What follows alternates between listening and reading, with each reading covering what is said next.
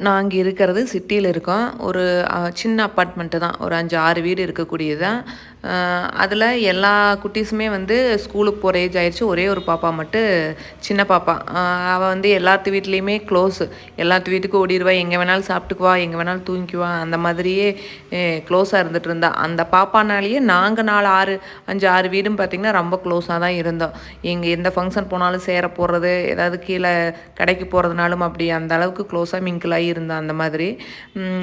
ஒரு டைம் எங்க வீட்ல தான் மெயினா வந்து தூங்குறதா இருந்தாலும் சரி, சாப்பாடு ஊட்டுறது, குளிச்சு விடுறது, தூங்க வைக்கிறது, ஒரு டைம் வந்து நைட்டுமே நம்ம வீட்ல தூங்கிருவா. அப்புறம் மறுபடியும் அவைங்க வீட்ல எடுத்து கொண்டு போய் வச்சுட்டு வருவோம். அந்த மாரி ரொம்ப க்ளோஸா இருந்தது.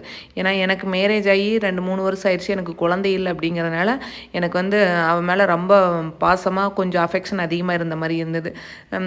ஒரு டைம் வந்து ஒரு 6, 7 நாள் வந்து அவைங்க பாட்டி வீட்டுக்கு போயிட்டா. எமர்ஜென்சி டைம் அப்படிங்கிறதுனால பாட்டி வீட்டுக்கு போயிட்டாங்க. மேக்ஸிமம் எங்க ஊருக்கு போனாலும் காலையில போனா நைட்டு வந்துருவான்.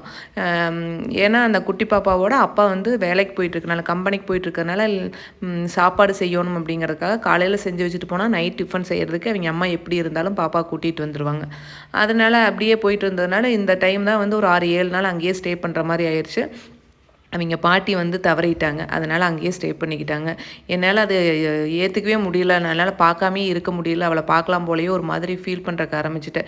அப்புறம் ஒரு 5, 6 நாள் கழிச்சு வந்தாங்க.